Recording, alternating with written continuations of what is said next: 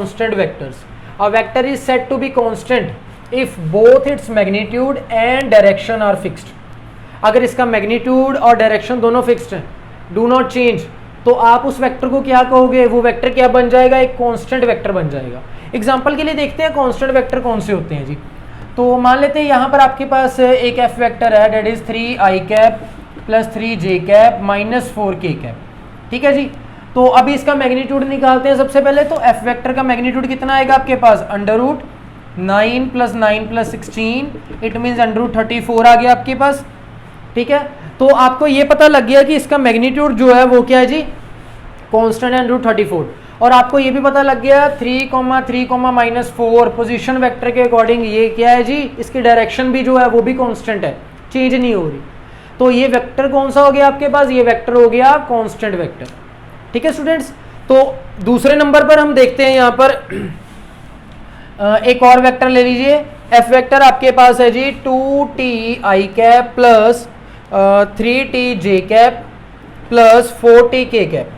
तो ये आपके पास एक और वेक्टर है। अभी इसका मैग्नीट्यूड निकालिए आप, मैग्नीट्यूड कितना निकलेगा जी, 2 2 4t square, 9t square, 4 4 16t square.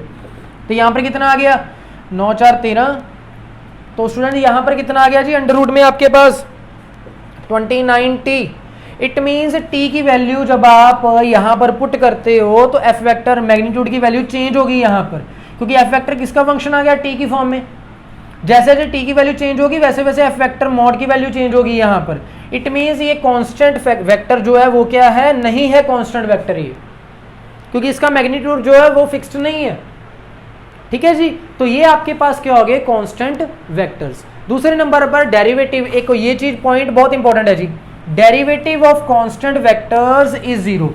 जब भी आप किसी कांस्टेंट वेक्टर का डेरिवेटिव निकालोगे स्टूडेंट्स, तो वो क्या होगा, हमेशा जीरो होगा। इसको आपने नोट कर लेना पॉइंट को, बहुत इंपॉर्टेंट है जी, वेरी इंपॉर्टेंट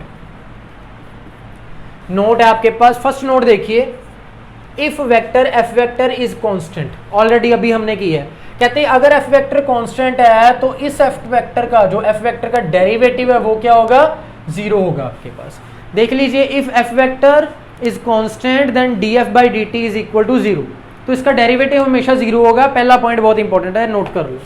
सेकंड पॉइंट देखिए जी, अगर मैग्नीट्यूड वेक्टर का कांस्टेंट होता है तो उसके लिए कंडीशन आपने ये यूज करनी है जी, F vector dot D F vector by D T is equal to zero. Already आपने डॉट प्रोडक्ट लिखा हुआ किया हुआ है, ऑलरेडी स्टूडेंट डॉट प्रोडक्ट और क्रॉस प्रोडक्ट आपने किया हुआ है, ठीक है। फिर भी जब क्वेश्चंस आएंगे तो तब हम देखेंगे इसको कैसे सॉल्व करते हैं। And the third point is the direction of vector F vector is constant, then आपने क्या यूज करना है जी, F vector cross product D F vector by D T is equal to zero, ठीक है जी। Direction of vector F vector is constant, जब आपके पास एफ वेक्टर की डायरेक्शन कांस्टेंट होगी तब आपने क्रॉस प्रोडक्ट यूज करना है। तो इसकी कंडीशन क्या होगी, क्रॉस प्रोडक्ट इनटू किसका, क्रॉस प्रोडक्ट है F vector into D F by D T का, तो वो आपके पास क्या आएगा, कांस्टेंट आएगा। और अगर मैग्नीट्यूड आपके पास कांस्टेंट है वेक्टर का तो आपके पास डॉट प्रोडक्ट आएगा। तो अभी ये इसमें क्या होता है कि ये दो क्वेश्चन है आपके पास, क्वेश्चन की फॉर्म में ये पॉइंट आ जाते हैं जिसमें आपने नेसेसरी एंड सफिशिएंट कंडीशन जो है वो निकालनी है। तो अभी देखते हैं नेसेसरी एंड सफिशिएंट कंडीशंस कौन सी हैं।